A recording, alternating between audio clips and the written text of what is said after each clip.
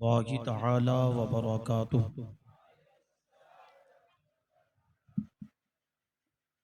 नहमदुहु व नुसल्ली व नुसल्लिमु अला रसूलिहिल करीम। अम्मा बअद फ़अऊज़ु बिल्लाहि मिनश शैतानिर रजीम। बिस्मिल्लाहिर रहमानिर रहीम। इन्नल्लाह व मलाइकतहु युसल्लूना अलन नबिय्य या अय्युहल्लज़ीना आमनू सल्लू अलैहि वसल्लिमू तस्लीमा।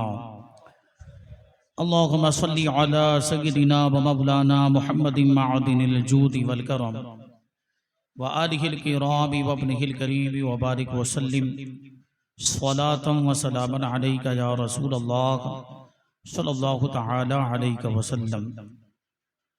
अज़ीज़ान मिल्लत इस्लामिया, प्यारे बुजुर्गों, दोस्तों, अजीज़ बच्चों, पर्दानशीन माओ बहनों, जैसा कि अभी आपने समाअत किया कि अल्लाह तबारक व तआला के फ़ज़्ल व करम से, रसूल पाक सल्लल्लाहु अलैहि वसल्लम की इनायत से, बुज़ुर्गों के फैज़ान से परवरदिगार ने ये मौका अता फ़रमाया कि मैं, मेरे वालिदैन और अहलिया हम हज के लिए जा रहे हैं। सुभान अल्लाह। परसों शाम को रवानगी है सुभान अल्लाह। और 21 तारीख को सुबह फ़्लाइट है। आप हज़रात दुआ फरमाएं कि हमारा ये सफ़र आसान हो जाए आमीन अल्लाहुम्मा। और मक्का मुकर्रमा में पहुंचकर जो भी अरकानो मनासिक और जो भी इबादतें हम अदा करें, अल्लाह तबारक व तआला सबको अपनी बारगाह में कबूल फरमाए। आमीन अल्लाह। और इंशाअल्लाह तबारक व तआला सारे मुक़द्दस मकामात पर, चाहे वो मिना हो, अरफात हो, मुज़दलिफ़ा हो, हरम काबा हो, मदीना मुनव्वरा हो, रोज़े रसूल हो, हर जगह तमाम अहबाब अहले सुन्नत को और ख़ास तौर पर आप हज़रात को हम इंशाअल्लाह दुआओं में याद रखेंगे। सुभान अल्लाह। तो सुभान आप हज़रात भी हम लोगों के लिए दुआ करते रहें। और चूँकि बड़ा मुक़द्दस सफ़र है, बड़ी मुक़द्दस बारगाह में, मुक़द्दस जगह पर हम लोग जाने वाले हैं, तो चूँकि हमारा यहाँ आना जाना रहता है और हज पर जाने से पहले ये आखिरी प्रोग्राम, अब जो प्रोग्राम होगा वो हज से आने के बाद ही हो पाएगा। जी। तो आप हज़रात से गुजारिश है कि अगर मुझसे बोलने में या मेरे किसी अमल से आपको कोई तकलीफ़ पहुंची हो तो मुझे माफ़ फरमाएं। मैं आप हज़रात से माफ़ी मांगता हूं। अल्लाह। और आप हज़रात से तो कोई तकलीफ़ नहीं हुई, लेकिन फिर भी मैंने माफ़ किया और उम्मीद है कि आप हज़रात भी मुझे माफ़ कर देंगे। तो अल्लाह तबारक व तआला सारे अहले ईमान को ज़िंदगी में बार बार हरमैन शरीफैन की बाअदब हाज़िरी नसीब फरमाए। आमीन अल्लाहुम्मा आमीन। अब बग़ैर किसी ताख़िर के हम सवाल और जवाब के सिलसिले को शुरू करते हैं। पहला सवाल। पहला सवाल ये हज़रत कि जब दुआ की जाती है तो आमीन क्यों कहा जाता है? क्या दुआ पर आमीन बोलना ये ज़रूरी है? दुआ पर आमीन क्यों कहा जाता है, सबसे पहले तो उसको आप समाअत करें कि आमीन का मतलब क्या होता है। आमीन ये इब्रानी ज़बान का लफ्ज़ है, वहाँ से मुंतकिल होकर अरबी में आया और अरबी में भी इस्तेमाल होने लगा और ये अब अरबी ज़बान का लफ्ज़ बन चुका है। इसी वजह से सूरे फातिहा जब हम मुकम्मल करते हैं, वलद्दालीन कहते हैं, तो उसके बाद क्या बोलते हैं? आमीन। और नमाज में सूरे फातिहा में वलद्दालीन, सूरे फातिहा मुकम्मल होने पर आमीन कहना सुन्नत है, लेकिन आमीन आहिस्ता कही जाएगी। नमाज के अंदर बुलंद आवाज से आमीन नहीं कहना है, आहिस्ता कहना है। अगर जमात के साथ नमाज पढ़ें तो इमाम साहब भी आहिस्ता आमीन कहेंगे और मुक्तदी भी आहिस्ता आमीन कहेंगे। अगर हम अलग से भी नमाज पढ़ रहे हैं तो उसमें भी हमें आमीन कहना है, क्योंकि आमीन का मतलब ही होता है कि ये जो दुआ हमने की है ये दुआ कबूल हो जाए और बिल्कुल ऐसा ही हो जाए जो दुआ में हमने अल्लाह तबारक व तआला की बारगाह में अरीजा पेश किया। आमीन का मतलब क्या होता है? जो हमने दुआ की है वैसा ही हो जाए। तो ये अच्छी बात है कि नहीं? अब आपको फैसला करना है कि ये बोलना चाहिए कि नहीं बोलना चाहिए। क्यों नहीं बोलना चाहिए? जब वो हमने जो दुआ की है उस पर आमीन कहना कि ऐसा ही हो जाए, ये उस दुआ के लिए और ज्यादा ताकीद हो जाती है और आमीन कहने की बरकत से उस दुआ की कबूलियत की उम्मीद बढ़ जाती है। और जब हम नमाज में आमीन कहते हैं ना, तो हदीस पाक के मुताबिक फरिश्ते भी आमीन कहते हैं, फरिश्ते भी आमीन कहते हैं। और जिस हुजूर ने फरमाया कि जिसका आमीन फरिश्तों के आमीन के मुआफिक हो गया, उसके गुनाह माफ हो जाते हैं। सुभान अल्लाह। तो हमारी ये मतलब उम्मीद तो ये हमारी है कि नमाज में तो फरिश्ते आमीन कहते हैं हमारी दुआओं पर, और हमारा ईमान ये कहता है कि ऐसे भी जब ईमान वाला दुआ करता है ना, तो हमेशा हिफाजत वाले फरिश्ते साथ में रहते हैं, किरामन कातिबीन, आमान लिखने वाले फरिश्ते साथ में रहते हैं, वो आमीन कहते होंगे। तो आमीन हमें कहना ही चाहिए। और नमाज के अंदर आमीन कहना सुन्नत है, नमाज के अलावा दुआओं में आमीन कहना मुस्तहब है, कोई फर्ज या वाजिब नहीं है। यानी अगर नहीं भी कहेंगे तो कोई गुनहगार नहीं, लेकिन नमाज में अगर नहीं कहेंगे तो वो सुन्नत छूट जाएगी, और उसको छोड़ने की आदत नहीं बनाना चाहिए, क्योंकि वो सुन्नते मुअक्कदा है, और सुन्नते मुअक्कदा को छोड़ने की अगर कोई आदत बना लेगा तो फिर वो गुनहगार होगा। दूसरा सवाल हज़रत ये है कि किसी ने 2 रकात की नियत की और 2 रकात के बजाय वो तीसरी रकात के लिए खड़ा हो गया, और सूरह फातिहा के बाद याद आया कि 2 ही पढ़ा है, तो अब क्या करें? 2 रकात की नियत की और तीसरी रकात के लिए खड़ा हो गया। सवाल से जाहिर ये है कि कायदा किए बगैर खड़ा हो गया, कायदा नहीं किया, ठीक है। तो ऐसी सूरत में हुक्म यह है कि जब तक तीसरी रकात का सजदा ना किया हो, लौट आए, वापस आकर कादे में बैठ जाए, अत्तहियात पढ़े, सजदा सहव करे, फिर अत्तहियात पढ़े, दुरूद इब्राहिम पढ़े, दुआए मासूरा पढ़े, और दोनों तरफ सलाम फिर दे, इंशाअल्लाह उसकी नमाज हो जाएगी। सुभान अल्लाह। लेकिन अगर वो वापस नहीं लौटा, यहां तक कि तीसरी रकात का उसने सजदा कर लिया, अब वो नमाज उसकी गई, नमाज उसकी बातिल हो गई। जो नमाज वो पढ़ रहा था, अब उसको वो नमाज फिर से पढ़नी पड़ेगी, क्योंकि 2 की नियत की थी ना, तो 2 की नियत में दूसरी पर कादा होना चाहिए, और वो कादा अखीरा है जो कि उससे छूट गया, यानी पूरा एक फर्ज ही छूट गया। जब फर्ज ही छूट गया तो नमाज कैसे होगी, यानी उसकी नमाज बातिल हो जाएगी, नमाज टूट जाएगी। ये नमाज उसको फिर से पढ़ना लाजिम और जरूरी। लेकिन मान लीजिए कि अगर उसने कादा किया था, दूसरी रकात पर कादा किया, फिर भूले से खड़ा हो गया, ये सोच करके ये तो 4 रकात वाली नमाज है, फिर उसको याद आया सूरह फातिहा पढ़ने के बाद कि मैंने तो 2 ही रकात की नियत की थी, मुझे तो 2 ही रकात पढ़नी थी, और मैं तीसरी रकात के लिए खड़ा हो गया। तो अब भी हुक्म तो वही है कि जब तक तीसरी रकात का उसने कादा ना किया हो, सजदा ना किया हो, वो लौट आएगा, और फिर वही सज्जा सहव करके नमाज मुकम्मल कर लेगा, नमाज हो जाएगी। लेकिन अगर यहाँ इस सूरत में अगर उसने तीसरी रकात का सजदा कर लिया, तो अब 1 रकात और मिलाएगा। ये सूरत आप समझ रहे हैं ना, शुरू से लेकर चलें कि कादा किया था, फिर खड़ा हो गया तशहुद की मिकदार बैठने के बाद, और आमतौर पर तशहुद पढ़ते ही है, तो वो उतना पढ़ने के बाद वो खड़ा हो गया था। अब तीसरी रकात का उसने सज्जा कर लिया है, तो अब क्या करेगा, वो 1 रकात और मिलाएगा। ये 2 रकात बाद वाली उसकी नफल हो जाएगी, और पहली जो 2 रकात वो जिस नियत से अदा कर रहा था, वो वाली नमाज हो जाएगी। सुभान अल्लाह। इंशाअल्लाह। सवाल है कि जब सलाम पढ़ा जाता है तो क्या मदीने शरीफ की तरफ रुख करना ज़रूरी है? ज़रूरी तो नहीं है, बेहतर है, और जिस तरफ रुख करके चाहें आप सलातो सलाम पढ़ सकते हैं, दुरूद शरीफ पढ़ सकते हैं। हमारा अकीदा यह है कि दिल से जब दुरूद शरीफ पढ़ा जाए ना, तो नबी पाक सल्लल्लाहु अलैहि वसल्लम खुद समाअत फरमाते हैं, चाहे चेहरा किधर भी हो। बेहतर यह है कि या तो किबले की तरफ रुक करके दुरूद शरीफ पढ़े, क्योंकि दुरूद शरीफ भी एक इबादत है। तो हर इबादत हम आम तौर पर सारी इबादतें किबला की तरफ रुक करके करते हैं, तो दुरूद शरीफ भी बेहतर है कि किबला की तरफ रुक करके करें, या मदीना शरीफ की तरफ चेहरा करके। मदीना शरीफ ये जैसे कि किबला है, तो थोड़ा सा इधर गालिबन 6 डिग्री के फासले पर इस तरफ दाएं हाथ की तरफ सीधी जानिब हमारे यहाँ से ये मदीना मुनव्वरा की जहत है, तो उस तरफ रुख करके, और खास तौर पर नमाजों के बाद ये हमारा तरीका है अहले सुन्नत व जमात का, बहुत प्यारा तरीका, बहुत अच्छी बात है। ये करें तो इंशाअल्लाह तबारक व तआला इस पर सवाब मिलेगा। नमाजों के बाद जो हम हुजूर पाक सल्लल्लाहु अलैहि वसल्लम की बारगाह में सलातो सलाम पेश करते हैं, तो उसका तरीका आमतौर पर यही होता है कि थोड़ा सा ऐसे घूम जाते हैं। अब कुछ लोग बहुत ज्यादा घूम जाते हैं कि पूरा इधर हो जाते हैं, इतना भी नहीं, थोड़ा सा ही घूमना है। मैंने कहा 6 डिग्री के फासले पर, तो वो थोड़ा सा ऐसा क्रॉस हो जाएंगे तो मदीना मुनव्वरा की तरफ आपका चेहरा हो जाएगा। बहुत ज्यादा इधर घूमेंगे तो इधर तो फिर बगदाद शरीफ है, फिर इधर तो वो समत ही चेंज हो जाएगी, फिर 45 डिग्री से बाहर निकल जाएंगे। तो थोड़ा सा घूमना है तो मदीना मुनव्वरा की तरफ आपका चेहरा हो जाएगा और फिर हुजूर पाक सल्लल्लाहु अलैहि वसल्लम की बारगाह में दुरूद शरीफ और सलाम पेश करना है। और ये सोच हरगिज नहीं होनी चाहिए कि इधर चेहरा करेंगे तभी पहुंचेगा, मदीना शरीफ की तरफ रुक करके दुरूद और सलाम पढ़ेंगे तभी हुजूर सुनेंगे, ऐसा नहीं। हम जिस तरफ भी रुक करके दुरूद और सलाम पढ़ेंगे, हुजूर पाक सल्लल्लाहु अलैहि वसल्लम हमारे दुरूद और सलाम को सुनते, जबकि दिल से पढ़ा जाए, मोहब्बत से पढ़ा जाए।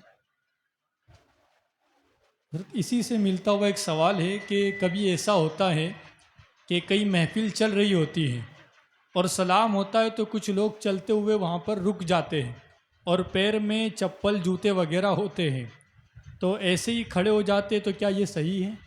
लेकिन ये बात तो बहुत अच्छी है कि गुजरने वाले गुजर रहे हैं अहले ईमान और वहाँ रास्ते में कहीं पर सलातो सलाम हो रहा है, तो ये इस बात की दलील है कि उनके दिल में इश्क रसूल है, तभी तो रुक गए और सलातो सलाम में शामिल हो गए कि हमें भी उसका सवाब मिल जाए और हमारी जानिब से भी हुजूर की बारगाह में सलाम पेश हो जाए।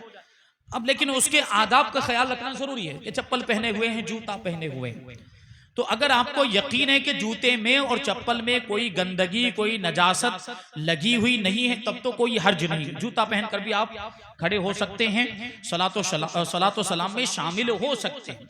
लेकिन अगर जूते में गंदगी लगी हुई है, कोई नजासत लगी, या ये कि नजासत लगी हुई होने का अंदेशा है कि हम आए ऐसी जगह पे कि जहां गंदगी होती है आमतौर पर, तो हो सकता है हमारे जूते में लग गई होगी, अब कौन चेक करने जाए, तो ऐसी सूरत में बेहतर यह है कि जूता उतार दिया जाए। अब या तो जूता उतार कर बिल्कुल अलग ही कर दिया जाए या जूता उतार कर उसके ऊपर खड़े हो जाए, ऐसा करते हैं ना, ये तरीका इख्तियार करते हैं। ये उस सूरत में जबकि हमें अंदेशा हो कि जूते में अगर कोई नजासत लगी हुई हो, तो ऐसी सूरत में जूता उतार कर उसके ऊपर खड़े हो जाएं तो कोई हर्ज नहीं। अब आप कहेंगे हज़रत नीचे तो नजासत लगी और अब उसके ऊपर खड़े होने की बात कर रहे हैं, तो देखिए फर्क समझने की कोशिश करें, फर्क समझने की कोशिश करें कि एक है कि हमारे तलवे में नजासत लगी हुई हो, तो अब वो नजासत की वजह से हमारा पांव का जो तलवा है वो नापाक है, ऐसी सूरत में हम नमाज नहीं पढ़ सकते। लेकिन नजासत जमीन के ऊपर लगी हुई है और उस जमीन के ऊपर हमने कोई मोटी चीज बिछा दी कि जिससे नजासत का कोई भी असर ऊपर की तरफ नहीं आ रहा, ना उसकी बू महसूस हो रही है, ना उसका रंग महसूस हो रहा है, ना उसका कोई जायका वगैरह महसूस हो रहा है, वो नजासत बिल्कुल कुछ भी जो है कि महसूस नहीं हो रहा है। तो ऐसी सूरत में जो मोटी चीज हमने, जैसे मोटा कोई हमने गालीचा बिछा दिया, कालीन बिछा दिया है, या जो है कि कोई तख्ता बिछा दिया लकड़े वगैरह का, अब उसके ऊपर नमाज पढ़ना जायज हो जाएगा अगरचे उसके नीचे नजासत है, क्योंकि अब वो हमारे बदन का हिस्सा तो नहीं है और हमारे बदन से उसका ताल्लुक भी नहीं। जैसे कपड़ा और लिबास हम पहनते हैं तो ये जब तक हमने पहना हुआ है तो इसका ताल्लुक हमारे बदन से है, तो कपड़े पर भी ऐसी सूरत में नजासत लगी हुई हो, नापाकी लगी हुई है, तो नमाज नहीं पढ़ सकते। लेकिन वो नजासत नीचे जमीन पर लगी, उसके ऊपर कुछ बिछा दिया, तो वो जो मोटी चीज जो बिछा दी है या तख्ता वगैरह रख दिया, उस पर नमाज पढ़ना जायज हो जाता है। तो इसी तरह जब आप जूता पहने हुए होंगे तो उसका ताल्लुक आपके जिस्म से हो जाएगा, और ऐसी सूरत में अगर उसमें नजासत लगी हुई है तो अब वो माना जाएगा कि वो आपके जिस्म के साथ लगी हुई है। जैसे कपड़े पे नजासत लगी हुई हो तो माना जाता है ना कि ये अपने जिस्म के साथ लगी हुई है, उसमें नमाज पढ़ने की इजाजत नहीं होती है। और जूता उतार दिया तो अब उसका हुक्म उस तख्ते की तरह हो जाएगा कि नजासत नीचे है और उसके ऊपर जूते का शोल है, उसके ऊपर वो चमड़ा लगा हुआ है, उसके ऊपर और पट्टी वगैरह लगी हुई है, अब उसके ऊपर आप खड़े हो गए, तो जिस तरह वो तख्ते वगैरह पर नमाज पढ़ने की इजाजत होती, इसी तरह यहाँ पर भी जूते पर या चप्पल पर इस तरह उतारने के बाद ऊपर पांव रख के खड़े होकर सलातो सलाम पढ़ने की भी इजाजत होगी। लेकिन बेहतर तो वही है कि उसको पूरे तौर पर साइड में अलग उतार ही दे, ये सबसे बेहतर तरीका है। सुभान अल्लाह। ये सवाल हजरत काफ़ी हमारे अहबाब ने किया है कि हम हज और उम्रा करना चाहते हैं लेकिन दौलत हमारे पास नहीं है, तो कोई ऐसा अमल बताए कि हम भी हज और उम्रा करने के काबिल बन जाए। वो किसी शायर ने कहा ना, देखिए बहुत अच्छी बात है कि तमन्ना, हर ईमान वाले को तमन्ना होनी चाहिए वहां जाने का। सुभान अल्लाह, सुभान अल्लाह। तो लेकिन वो आपको इसकी फिक्र नहीं करनी है कि दौलत है या नहीं है, कैसे इंतजाम होगा। शायर कहता है ना, कहाँ की दौलत कहाँ का मनसब, सुभान अल्लाह, कसम खुदा की ये है हकीकत, सुभान जिन्हें बुलाया है मुस्तफा ने वही मदीने को जा रहे हैं। सुभान अल्लाह, नबी सुभान पाक अल्लाह। सल्लल्लाहु अलैहि वसल्लम की बारगाह से बुलावा आ जाए तो फिर दौलत हो ना हो इंतजाम हो जाता है। सच्ची तड़प होनी चाहिए, सच्ची लगन होनी चाहिए, मोहब्बत का वो जज्बा होना चाहिए, और नबी पाक सल्लल्लाहु अलैहि वसल्लम की बारगाह में अरीजा पेश करें तो इंशाअल्लाह तबारक व तआला इंतजाम हो जाएगा। देखिए हम जा रहे हैं और अम्मी अब्बा भी जा रहे हैं, मैं इमाम हूँ और एक मुदर्रिस हूँ। इमाम और मुदर्रिस की तनख्वाह क्या होती है, लेकिन अल्लाह ताला ने इंतजाम फरमा दिया ना। अल्हम्दुलिल्लाह। तो ऐसे सबका हो सकता है, सारे सुन्नियों का और सारे आशिकाने मुस्तफा का इंतजाम, बस आप इरादा तो बनाएं। सुभान अल्लाह। बहुत से लोग ऐसे जो इरादा ही नहीं करते, इधर उधर घूमेंगे फालतू में, यहाँ जा रहे हैं सापुतारा जा रहे हैं तो फला जगह पे जा रहे हैं, तो कोई तो वो वहां भी पहुंच जाएगा, कश्मीर तक पहुंच जाते हैं और कुल्लो मनाली। तो ये फालतू के सफरों में खर्चा करने का क्या मतलब, पैसा जमा करके रखें और मदीना शरीफ जाओ, उससे बेहतर कोई सफर हो सकता है। सुभान अल्लाह, सुभान अल्लाह। तो सच्ची लगन होना तो गरीब होने के बावजूद भी इंतजाम हो जाता है। सुभान अल्लाह। मैं ये अर्ज करूं कि बहुत सारे ऐसे नौजवानों को हमने देखा कि जो अपनी तनख्वाह में से थोड़े थोड़े पैसे निकाल कर जमा करते थे, और इतने उन्होंने जमा कर लिए कि उम्रे का इंतजाम हो गया और फिर मदीना पाक उनकी हाजिरी भी हो गई। सुभान अल्लाह। हो गया कि नहीं हो गया, कोशिश करनी पड़ेगी, थोड़ी बहुत कोशिश करेंगे और दिल से अगर आप जो ये काम करेंगे ना तो इंशाल्लाह आपका इंतजाम। वरना आप उसके मुकाबले में देखिए, बड़े बड़े मालदार हैं, साहिब इस्तिताअत, पूरी दुनिया घूमते हैं, लंदन जा रहे हैं, पेरिस जा रहे हैं, अमेरिका जा रहे हैं, लेकिन मदीने जाने की तौफीक नहीं होती।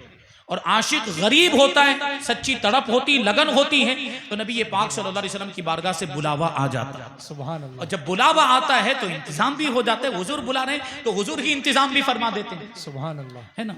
लेकिन उसके बावजूद अगर आप कोई वजीफा पूछ रहे हैं कि कोई वजीफा हो तो बता दीजिए, तो मैं वजीफा भी आप हज़रात को बता देता हूँ कि आपको कसरत के साथ दुरूद शरीफ पढ़ना है। क्या पढ़ना है? दुरूद शरीफ तो हर मुसलमान को आता है, जिसको नहीं आता ना चुल्लू भर पानी में डूब के मर जाए। अफसोस की बात है ना, नहीं आता हो तो। सही बात है ना, बुरा लगाने वाली बात है ये, चुल्लू भर पानी बुरा लगेगा क्या? नहीं लगना चाहिए, और लगे भी ना तो घर जाके 2 रोटी ज्यादा खा लेना। तो दुरूद शरीफ कसरत के साथ आप पढ़ें, इससे क्या होगा, नबी ये पाक सल्लल्लाहु अलैहि वसल्लम से आपका रिश्ता मजबूत हो जाए। सुभान अल्लाह। दुरूद शरीफ पढ़ने वाले से हुजूर पाक सल्लल्लाहु अलैहि वसल्लम मोहब्बत फरमाते हैं, सुभान अल्लाह। और जिससे हुजूर मोहब्बत फरमाएं उससे रिश्ता मजबूत हो जाता है, और जिससे रिश्ता मजबूत हो जाता है हुजूर उसे अपनी बारगाह में बुला भी लेते हैं। अरे हम और आप, हम किसी से मोहब्बत करें, किसी के साथ अपनी दोस्ती हो, घर पे दावत देते कि नहीं देते? भाई कभी तो आओ मेरे घर पे, कभी वो भी हमें अपने घर पे बुलाता है। ये तो दुनियादारी के मामला थे। नबी ये पाक सल्लल्लाहु अलैहि वसल्लम से हमारी जो मोहब्बत है ना, वो ईमानी मोहब्बत है, सुभान अल्लाह। वो हमारे ईमान का तकाजा। और जिसके दिल में हुजूर की मोहब्बत नहीं, उसके दिल में ईमान ही नहीं है ना। वो अल्लाह की सरताब कदम शान है ये, इंसान ही इंसान, वो इंसान है ये। और कुरान तो ईमान बताता है इन्हें, और ईमान ये कहता है मेरी जान है। सुभान अल्लाह। हुजूर पाक सल्लल्लाहु अलैहि वसल्लम की मोहब्बत हमारे ईमान की जान है। तो दुरूद शरीफ कसरत के साथ पढ़ें तो इंशाअल्लाह तबारक व तआला इंतजाम हो जाएगा। उसके अलावा अगर आप कोई वजीफा पूछे तो सबसे बेहतर वजीफा ये है कि 5 वक्त की नमाज की आप पाबंदी करें, और 5 वक्त की नमाज की अजान भी आपको गौर से सुननी, सारे काम काज छोड़ देने। जैसे ही अजान हो 5 वक्त की, आपको सारे काम काज छोड़कर अजान को सुनना है, और अजान का जवाब देना है जो जवाब देने का तरीका है। जब अजान मुकम्मल हो जाए तो अजान के बाद की दुआ पढ़नी है, अल्लाहुम्मा रब्बा, नहीं आती तो दुरूद शरीफ पढ़िए। दुरूद शरीफ पढ़ने के बाद आपको क्या पढ़ना है, तलबिया 3 मरतबा। तलबिया समझे आप लोग, उम्रा पर जाने वाले, हज पर जाने वाले जो पढ़ते हैं ना इहराम बांधने के बाद, क्या लब्बैक अल्लाहुम्मा लब्बैक लब्बैक ला शरीक लक लब्बैक इन्नल हम्दा वन निअमता लक वल मुल्क ला शरीक लक। एक बार पढ़ लीजिए आप लोग, लब्बैक अल्लाहुम्मा लब्बैक लब्बैक ला शरीक लक लब्बैक इन्नल हम्दा वन निअमता लक वल मुल्क ला शरीक लक। ये भी आप याद कर लेंगे। ये आपको दुरूद शरीफ पढ़ने के बाद कितनी मरतबा पढ़ना है, 3 मरतबा। फिर दुरूद शरीफ पढ़ लें तो इंशाअल्लाह तबारक व तआला हाजिरी हो जाएगी। ये एक और हो गया। और अब एक और बहुत आसान, ये तो हो सकता है कोई कहे कि हजरत मुझे तो तलबिया याद नहीं है, या ये कि हजरत नमाज की पाबंदी नहीं हो पाती है। सबसे ज्यादा अहम जो चीज़ है ना वो नमाज है। आप नमाज छोड़ रहे हैं और फिर इधर ख्वाहिश भी कर रहे हैं कि हुजूर की बारगाह में हाजिरी हो जाए। नमाज छोड़ने की वजह से हुजूर को तकलीफ होती कि नहीं होती है? हुजूर ने क्या फरमाया कि नमाज मेरी आंखों की ठंडक है। नमाज पढ़ेंगे तो हुजूर राजी होंगे और खुश होंगे, और नमाज छोड़ते हैं तो हुजूर नाराज होते हैं। हुजूर को ये बात पसंद नहीं है। आप नमाज छोड़ रहे हैं फिर तमन्ना कर रहे हैं कि बारगाह में हाजिरी हो जाए, तो कैसे हो पाएगी? तो ये भी तो देखना है ना आपको। नमाजों की पाबंदी करें तो इंशाअल्लाह खुद ब खुद मौका मिल जाएगा, यानी अल्लाह के घर में हाजिरी का भी मौका मिल जाएगा और नबी पाक सल्लल्लाहु अलैहि वसल्लम के दर पे भी हाजिरी का मौका मिल जाएगा। एक सबसे अच्छा तरीका और एक नुस्खा, बहुत ही प्यारा नुस्खा है। अगर कोई आपका रिश्तेदार जा रहा हो ना उम्रा करने के लिए, हज करने के लिए, या आपका कोई दोस्त जा रहा हो, कोई पहचान वाला जा रहा हो, तो आप क्या कहेंगे उससे कि नबी पाक सल्लल्लाहु अलैहि वसल्लम की बारगाह में मेरा सलाम पेश करना। ये तो हर मुसलमान कहता ही है। फिर जब हजरत अमीर हमजा रजी अल्लाह तआला अन्हु की बारगाह में हाजिरी हो, हर कोई जाता ही है मैदान उहद में, वहां हजरत अमीर हमजा रजी अल्लाह तआला अन्हु का मज़ार पाक है। तो जो आपके साथी या आपके रिश्तेदार, आपके दोस्त जा रहे हैं ना, आप उनसे कहें कि जब हजरत अमीर हमजा रजी अल्लाह तआला अन्हु की बारगाह में हाजिरी हो ना, तो हमारी तरफ से उनकी बारगाह में ये अरीजा पेश करना कि हमारी भी हाजिरी हो जाए, और हजरत अमीर हमजा हुजूर की बारगाह में हमारी अर्जी पहुंचा दें। क्योंकि हजरत अमीर हमजा कौन है? हुजूर के, हुजूर के कौन है भाई? नहीं मालूम, चचा जान है। हजरत अमीर हमजा रजी अल्लाह तआला अन्हु हुजूर पाक सल्लल्लाहु अलैहि वसल्लम के चचा। हम और आप अर्ज करें तो हो सकता है हमारे आमाले सियाह की वजह से, हमारी बद आमालियों की वजह से हमारी अर्जी कबूल ना हो सकता है, हमारी अर्जी कबूल ना हो हमारे बुरे आमल की वजह से। लेकिन हजरत अमीर हमजा तो हुजूर के चचा है, अगर वो कह देंगे तो फिर हुजूर कैसे टालेंगे? और ये तजर्बा हो चुका है, ये काफी लोगों का, ये बुजुर्गों ने भी बयान किया है कि ये मुजर्रब चीज है, ये जो नुस्खा है ये तजर्बा शुदा है और हमने खुद करके देखा। हम 2023 में जब उम्रा करने के लिए गए थे, हजरत अमीर हमजा की बारगाह में हज की अर्जी पेश करके आए थे। इंतजाम हो गया कि नहीं? अभी जा रहे हैं। सुभान अल्लाह, सुभान अल्लाह। हमने खुद अर्जी पेश की थी जब उम्रा करने गए थे, तो हज की अर्जी पेश करके आए थे। अभी आप नहीं जा पा रहे हैं तो अपने साथियों के जरिए से कहलवा सकते हैं, और ये अर्जी हजरत अमीर हमजा की बारगाह में वहां आप रखवा सकते हैं, तो इंशाअल्लाह तबारक व तआला आपकी भी हाजिरी का इंतजाम हो जाएगा। सुभान अल्लाह। हजरत सवाल है कि शादी में दो लोग पैसे लगा रहे हैं और एक के पैसे हलाल है और दूसरे के पैसे हलाल नहीं है, तो हमें उस शादी में खाना खा लेना चाहिए या नहीं? देखिए, अगर आपको यकीन के साथ मालूम हो कि जो खाना तैयार किया गया है वो हलाल माल से तैयार किया गया, तब तो खा सकते हैं। और अगर आपको यकीन के साथ मालूम हो कि जो खाना शादी में तैयार किया गया है वो हराम पैसे से तैयार किया गया, तो फिर कैसे खा सकते हैं? फिर खाना कैसे जायज होगा? जायज नहीं होगा। लेकिन अगर आपको मालूम नहीं है कि कौन से पैसे से ये खाना तैयार किया गया, तो ऐसी सूरत में देखा जाएगा कि गालिब कौन सा माल है, यानी ज्यादा माल कौन सा था, हलाल माल ज्यादा था या हराम माल ज्यादा था। अगर हलाल माल ज्यादा था तो खाने की इजाजत है, और हराम माल ज्यादा था तो खाने की इजाजत नहीं। लेकिन दोनों सूरतों में बचना बेहतर है, दोनों सूरत, बल्कि हर सूरत में बचना बेहतर है, ताकि उसके लिए इबरत हो। मैंने इससे पहले भी बयान किया था कि जो हराम कमाता है तो उसके यहाँ दावत में जाना ही नहीं चाहिए, ताकि उसको इबरत हासिल हो और वो हराम कमाई छोड़ दे। तो इसी तरह यहाँ पर भी उसने हराम पैसे ले लिए ना, हराम कमाने वाले के पास से पैसे ले लिए, तो लेने वाले को भी इबरत हासिल होगी, हम नहीं जाएंगे तो, और जिसने दिया जो हराम कमा रहा है उसको भी इबरत हासिल होगी। हो सकता है हमारे न जाने की वजह से वो सुधर जाए, तो ये तरीका इख्तियार किया जा सकता है। हजरत, मन्नत लेते हैं तो मन्नत लेकर भूल जाने का क्या हुक्म है? आमतौर पर जो मन्नत ली जाती हैं लेकिन मन्नत पूरी होने के बाद भूल गए कि हमने ये मन्नत लिए थे, तो अब क्या हुक्म होगा इस पर? जी, मन्नत दो तरह की होती है, एक उर्फी मन्नत और एक होती शरई मन्नत। जी, शरई मन्नत का मतलब होता है कि किसी इबादत की मन्नत मानी, यानी क्या कहा कि अगर मेरा ये काम हो गया तो मैं मिसाल के तौर पर 10 रकात नमाज पढ़ूंगा, नफल नमाज। अब अगर वो काम हो जाता है तो 10 रकात नमाज पढ़ना वाजिब हो जाएगा, नहीं पढ़ेगा तो अब गुनहगार भी होगा और कफारा भी देना पड़ेगा। और अगर उसके लिए कोई वक्त मुतय्यन किया तो उसी वक्त में पढ़नी पड़ेगी, कोई वक्त मुतय्यन नहीं किया तो फिर जिंदगी में हमेशा आखिरी उम्र तक उसके जिम्मे में वो नमाज बाकी रहेगी, पढ़नी ही पड़ेगी। नहीं पढ़ी और मर गया तो फिर कफारा उसके माल में से देना पड़ेगा। और जैसे मिसाल के तौर पर रोजे की मन्नत मानी कि अगर मेरा ये काम हो गया तो मैं इतने रोजे रखूंगा। जो पहले से जो इबादत फर्ज या वाजिब है उसकी मन्नत मानना जायज नहीं, क्योंकि पहले से वो तो करना ही है। जैसे कोई रमजान के रोजे की मन्नत माने कि मेरा ये काम हो जाएगा तो मैं रमजान के रोजे, भाई वो तो पहले से रखना ही है, वो तो पहले ही फर्ज है, उसकी मन्नत मानना दुरुस्त नहीं है। नफल रोजे की मन्नत माननी है। मिसाल के तौर पर ये कहा कि मेरा बेटा बीमार, अगर ये अच्छा हो जाएगा तो मैं 1 महीने के रोजे रखूंगा। अब बेटा अच्छा हो गया तो 1 महीने के रोजे रखने पड़ेंगे उसको। अब 1 महीना फिक्स नहीं किया तो किसी भी 1 महीने के वो रख सकता है, और अगर महीना फिक्स कर दिया उसने, मिसाल के तौर पर ये कहा कि रजब के महीने के रखूंगा, तो अब उसको रजब के महीने में ही रखने पड़ेंगे। अब आगे पीछे करेगा तो मन्नत टूट जाएगी। तो किसी भी इबादत की मन्नत मानी है और जिस काम के लिए मन्नत मानी वो काम पूरा हो गया है, तो अब उस मन्नत को वो पूरा करना वाजिब है। और ऐसी सूरत में अगर मन्नत को पूरा नहीं करता है तो गुनहगार भी होगा और कफारा भी देना पड़ेगा। और अगर वो मन्नत उर्फी मन्नत है, यानी किसी इबादत की मन्नत नहीं, जैसे दरगाह पे नारियल चढ़ाने की मन्नत मानी, चलते हुए दरगाह पे जाने की मन्नत मानी, दरगाह पे फूल चढ़ाने की मन्नत मानी, तो ये सब मन्नतें जो होती है ना, ये उर्फी मन्नत, इसका पूरा करना वाजिब नहीं होता। यानी अगर इसको पूरा नहीं करेंगे तो गुनहगार भी नहीं होंगे और कोई कफारा भी वाजिब नहीं होगा। तो बहरहाल अगर उर्फी मन्नत है तो कोई मसला नहीं, भूल गए तब भी। लेकिन अगर शरई मन्नत थी तो उसको फिर भूलना नहीं चाहिए, क्योंकि उसमें बहुत ज्यादा एहतियात की जरूरत है कि अगर वो मन्नत पूरी नहीं की तो गुनहगार भी हो रहे हैं, कफारा भी वाजिब हो रहा है। तो अब याद रखना किसकी जिम्मेदारी, भूल नहीं सकते। लेकिन मान लीजिए कि अगर भूल गए तो अब क्या करेंगे?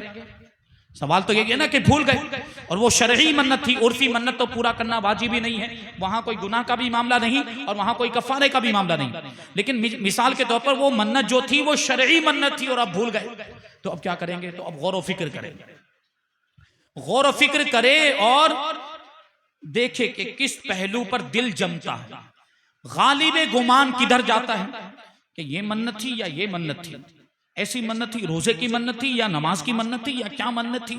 जो गौर व फिक्र करने के बाद दिल जमे कि हाँ ये था, ये इस पर मेरा दिल जम रहा है, तो वो उस एतबार से मन्नत को पूरा कर दे तो उसकी मन्नत पूरी मान ली जाएगी। लेकिन किसी तरफ भी दिल नहीं जम रहा है और कुछ समझ में नहीं आ रहा है कि कौन सी मन्नत थी, तो ऐसी सूरत में अब क्या करे? वो अल्लाह की बारगाह में तौबा और इस्तिगफार करता ही रहे और अल्लाह की बारगाह से तौफीक मांगता रहे कि वो मन्नत याद आ जाए। अब याद आ जाएगा तो फिर पूरी कर लेगा मन्नत, अगर याद आ जाती। लेकिन बहुत ज्यादा तौबा और इस्तिगफार करने के बावजूद भी अब मन्नत याद नहीं आ रही है, तो ऐसी सूरत में अभी कफारा वाजिब तो नहीं है, लेकिन बेहतर यह है कि अपने दिल के इत्मीनान के लिए कफारा अदा कर दे, क्योंकि अब याद ही नहीं आ रही तो क्या करेगा? तो पूरी नहीं हो पाएगी ना मन्नत, और जब मन्नत पूरी नहीं हो पा रही है तो ऐसी सूरत में कफारा वाजिब हो जाता है। और कफारा क्या है? एक गुलाम आजाद करना। अभी गुलाम तो यहां मिलता नहीं तो क्या आजाद करेंगे? गुलाम को आजाद नहीं किया जा सकता है, तो ऐसी सूरत में 10 मिस्किनों को दोनों टाइम का खाना खिलाना है, दरमियानी कीमत वाला, दरमियानी अंदाज का 2 टाइम का खाना खिलाना है, यानी बहुत ज्यादा घटिया भी नहीं और बहुत आला किस्म का भी नहीं, दरमियानी खाना खिलाना है। या 10 मिस्किनों को कपड़ा पहनाना है, या फिर 3 दिन के रोजे रखना है। ये किसका कफारा हुआ? मन्नत तोड़ देने का कफारा है, मन्नत को पूरा न करने का कफारा है। तो बेहतर यही है कि कफारा अदा कर दिया जाए ताकि वो बरीउस जिम्मा हो जाए। सवाल है कि अगर अकीका नहीं हुआ है तो क्या कुर्बानी कर सकते हैं या पहले अकीका करना ज़रूरी है? देखिए, अकीका करना सुन्नत है और कुर्बानी अगर उसकी शर्तें पाई जा रही है तो कुर्बानी वाजिब हो जाती है। तो एक सुन्नत के लिए वाजिब को छोड़ने की इजाजत तो नहीं होगी, यानी कुर्बानी वाजिब हो गई तो वो तो करनी ही पड़ेगी, चाहे अकीका हुआ हो या ना हुआ। और एक बात आप जहन में रखें, मैंने शायद पहले भी अर्ज किया था कि अकीका करना माँ बाप की जिम्मेदारी है। अकीका किसकी जिम्मेदारी? माँ बाप की, क्योंकि अकीका होता क्यों है? औलाद की जो नेमत मिली है उसके शुक्राने के तौर पर होता है। और ये औलाद की नेमत किसको मिली है? माँ बाप को मिली है ना, तो कौन देगा? अकीका कौन करेगा? माँ बाप करेंगे। तो कभी कभी तो खुद अपना अकीका खुद ही कर रहा होता है वो आदमी, तो खुद करेगा तब भी हो तो जाएगा अकीका। अच्छा, कभी शोहर बीवी का अकीका कर रहा होता है, ऐसा भी होता है, तो ऐसी सूरत में भी हो जाएगा। लेकिन जिम्मेदारी किसकी है? माँ बाप की जिम्मेदारी, यानी माँ बाप को करना चाहिए। बेहतर यह है कि अगर माँ बाप की इस्तिताअत ना हो ना तो उनको पैसा देकर मालिक बना दिया जाए और उनको कहा जाए कि आप मेरा अकीका कर दीजिए। तो तो इस तरह से अकीका हो जाएगा। बहरहाल अकीका अगर नहीं भी हुआ है और कुर्बानी वाजिब हो गई है तो कुर्बानी करनी पड़ेगी, नहीं करेगा तो गुनहगार होगा। सवाल है कि अगर किसी को नेक बनाना है तो उसके लिए क्या करें? किसी को नेक बनाना तो उसके तो बहुत सारे तरीके होते हैं, और जो नेक बनाने वाला है ना, सबसे पहले उसको नेक बनना पड़ेगा। सबसे पहले उसको नेक बन, क्योंकि आप दूसरे को नेक बनाने के लिए गए और आप जाके कह रहे भाई नमाज पढ़ो, और आप खुद नमाज नहीं पढ़ते हैं, तो वो सामने से जा पहले खुद पढ़। खुद तो पढ़ता नहीं, मुझे कहने के लिए आया। तो पहले खुद हमें नेक बनना पड़ेगा, और फिर हम बात कहेंगे ना, किसी को नेकी की दावत देंगे तो खुद ब खुद हमारी जबान में तासीर हो, फिर हम उस एतबार से कोशिश करेंगे तो इंशाल्लाह फिर उसकी बरकत होगी, और लोग हमारी तरफ भी मुतवज्जे होंगे, और हमारी दावत पर उनके अंदर सुधार भी आएगा, और वो अपनी इस्लाह करेंगे और वो नेक बनने की कोशिश करेंगे। तो नेक पहले तो हमें खुद अपने आप को, ये सबसे बड़ी जो दावत होती है ना, वो खुद अपने अमल के जरिए जो दावत दी जाए। बुजुर्गान दीन का जो तरीका था वो क्या होता था, वो अपने वाज के जरिए से, अपनी नसीहतों के जरिए, अपनी तकरीर और बयान के जरिए से तो इस्लाही कारनामा अंजाम देते ही थे, उनके अमल और किरदार के जरिए से भी वो दावत दिया करते। अक्सर ये देखा गया कि बुजुर्गों के अमल को देखकर लोग सुधर जाते थे। मैंने एक वाकया, हमारे एक दोस्त थे, उन्होंने बयान किया, हुजूर ताजुल शरिया का और सभी गुजरा ना, तो हुजूर ताजुल शरिया का एक वाकया बयान किया कि वो उनके इलाके में जामनगर में हुजूर ताजुल शरिया आए हुए थे। सब मुलाकात के लिए पहुंचे, जाते हैं ना जब कोई बड़े पीर साहब, हुजूर ताजुल शरिया की तो शान ही अलग थी, जहां पहुंचा भीड़ लग जाती। सुभान अल्लाह। तो सब मुलाकात के लिए पहुंच गए। उसमें एक आदमी पहुंचा, बड़ा गुनहगार, शराबी, जुआरी, वो उसके गुनाहों के मामला, शराबी, जुआरी, ये सब वो सब, और शराब का भी आदी, जुए का भी आदी। लेकिन ऐसे लोग भी कभी कभी पहुंच जाते, पीर साहब आए तो मुलाकात करना। वो आया, और जैसे ही उसने हुजूर ताजुल शरिया को देखा, चेहरे पर नजर देखता ही रह गया। सुभान अल्लाह। वो टिक टिकी बांधे देखा, देखते जा रहा है, देखते जा रहा है। अब वो फांसी के मौलिन दाढ़ी भी कटाता है, दाढ़ी भी चेहरे पर नहीं, शराब पीता तो दाढ़ी क्या रखेगा, जुआ खेलता है दाढ़ी क्या रखेगा, नमाज भी नहीं पढ़ता, कुछ नहीं। लेकिन यहां जब उसने हुजूर ताजुल शरिया को देखा, ये हमारे साथी ने खुद बयान किया, उनके सामने का वाकया, वो गुंडा टाइप का आदमी था, मवाली किस्म का आदमी था। अब वो देखे जा रहा है हुजूर ताजुल शरिया, हुजूर ताजुल शरिया अब अल्लाह की तरफ से था, ये उनकी आदतें, वो उनकी आदत के मुताबिक हुजूर ताजुल शरिया ने कुछ भी नहीं बोला, कोई नसीहत नहीं की, कोई लंबी चौड़ी गुफ्तगू नहीं, कोई लंबा चौड़ा बयान नहीं, कुछ भी इरशाद नहीं फरमाया। हुजूर ताजुल शरिया ने बस खाली ऐसे, कभी कभी हम खुद भी करते ऐसे चेहरे पर यूं हाथ, ये दाढ़ी पर ऐसे हाथ फेरा, दाढ़ी पर जी ऐसे हाथ फेरा। उसको हजरत की ये अदा इतनी पसंद आई कि वहीं खड़े खड़े उसने दाढ़ी रखने की नियत कर ली। सुभान अल्लाह, सुभान अल्लाह, सुभान अल्लाह। खाली ऐसे हाथ फेरा है। ये बुजुर्गों के अंदाज होते हैं, और उनके यूं सोचें कि उनके तौर तरीके में और उनकी आदतों में ये बरकत होती है कि उनको देख कर लोग गुनाहों से तौबा कर लेते हैं। और ये तो सिर्फ ये गुनाह से तौबा की बात, हुजूर ताजुल शरिया या दूसरे बुजुर्ग हुजूर मुफ्ती आजम हिंद के बारे में भी बयान किया गया कि उनको गैर मुस्लिम उनके चेहरे को देखते थे ना तो कलमा पढ़ के मुसलमान हो जाते। सुभान अल्लाह। कई ऐसे वाकयात। सुभान अल्लाह। तो इस्लाह का सबसे बेहतर तरीका कि पहले हम खुद सुधर जाएं, तो हमें हमारे साथ में उठने बैठने वाले होंगे ना, वो खुद ब खुद सुधर जाएंगे। फिर हम उसके एतबार से कोशिश करें, उनको गुनाहों से बचाएं, और गुनाहों के नतीजे के ताल्लुक से उनको डराएं। गुनाहों का अंजाम क्या होगा, जहन्नम में जाना पड़ेगा। और नेकियों की दावत दें, नेकियों के सबाबात बताएं, नेकियों के फजाइल बताएं कि नेकियों में इतनी फजीलत है, नेकियां करेंगे तो जन्नत मिलेगी। और जहन्नम के अजाब के बारे में बताएं कि जहन्नम का अजाब कितना सख्त है। छोटा सा छोटा अजाब भी हम बर्दाश्त करने की ताकत नहीं रखते। ये सांप बिच्छू जो दुनिया में हम काटते, हमें काटे तो हम उसको बर्दाश्त नहीं कर सकते। जहन्नम में जो सांप बिच्छू होंगे वो इससे कई ज्यादा खतरनाक होंगे, और उनका डंक इससे कई ज्यादा तकलीफ देने वाला होगा। उसको बर्दाश्त करने की हमारे अंदर हरगिज ताकत नहीं। और फिर जन्नत की नेमतें बताएं कि अगर आप नेक काम करोगे ना तो ये नेमतें आपको मिलेंगी। तो इंशाअल्लाह तबारक व तआला खुद ब खुद उसके अंदर नेकियों का जज्बा पैदा होगा। सुभान अल्लाह। बस आखिरी सवाल है हजरत ये कि हर संडे को नमक छोड़ने के रोज़े रखने की मन्नत, इसका क्या हुक्म है? क्या ऐसे भी रोज़े आते हैं? ये जहालत की बात है। नमक छोड़ने की मन्नत, ऐसी कोई मन्नत नहीं होती। अच्छा, उसको नमक छोड़ने का रोजा बोलते हैं। क्या बोलते हैं? नमक छोड़ने का रोजा। ऐसा कोई रोजा होता है? रोजे का मतलब क्या? सुबह सादिक से लेकर गुरूब आफ्ताब तक खाने पीने और जिमा से बचना, ये रोजा होता है। नमक छोड़ने का कौन सा रोजा? कहां से आया ये भाई? कौन सी किताब में है? लाल किताब में है शायद। और एक बात आप याद रखें कि किसी भी हलाल चीज को अपने लिए हराम कर लेना जायज नहीं, और किसी भी हलाल चीज को अपने लिए हराम करने की मन्नत मानना भी जायज नहीं। अगर वो लफ्ज़ हराम ना भी बोले लेकिन उस चीज के साथ फिर हराम जैसा बर्ताव करे तो ये भी जायज नहीं, ये भी गुनाह है। क्योंकि कुरान पाक के अंदर अल्लाह ताला ने इरशाद फरमाया, या अय्युहल्लज़ीना आमनू ला तुहर्रिमू तय्यिबाति मा अहल्लल्लाहु लकुम। ए ईमान वालो, अल्लाह तबारक व तआला ने तुम्हारे लिए जो पाकीज़ा चीजें हलाल की हैं उनको हराम मत करो अपनी तरफ से। अल्लाह ने तुम्हारे लिए जो चीजें हलाल की हैं उनको तुम अपनी तरफ से हराम मत करो। हम और आप कौन होते हैं शरीयत को बदलने वाले? और शरीयत को जो बदलेगा वो काफिर हो जाए। तो जो चीज अल्लाह ने हलाल की हम उसको हराम कर सकते क्या? नहीं। तो नमक हलाल है, नमक हलाल है, हम उसको अपनी तरफ से कैसे हराम कर सकते? तो किसी भी हलाल चीज को अपने ऊपर नाजायज, ये मन्नत मानने का मतलब क्या हुआ कि कम से कम उतने दिन के लिए, जितने दिन की मन्नत मानी है उतने दिन के लिए अपने आप के लिए नाजायज कर लिया कि नहीं उसने? जो चीज हलाल थी उसको अपने लिए ममनू कर लिया। तो इसकी इजाजत कैसे हो सकती है? तो इस तरह की मन्नत मानना भी जायज नहीं। ये अलग बात है कि बहुत सारी ऐसी हलाल चीजें होती जो हम नहीं खाते लेकिन उसको हराम भी नहीं समझते, तबीयत नहीं चाहती तो नहीं खा रहे, बहुत सारी, इसमें कोई हर्ज नहीं। लेकिन हराम समझना या हलाल चीजों के साथ हराम जैसा बर्ताव करना ये जायज नहीं, उसकी हरगिज हरगिज इजाजत नहीं है। तो ये इस तरह की जो मन्नत फालतू मन्नत है और जहालत की बात, बिल्कुल बेअसल बात है। शरीयत में ऐसा कुछ भी नहीं है, ऐसी हरगिज हरगिज मन्नत ना मानी जाए।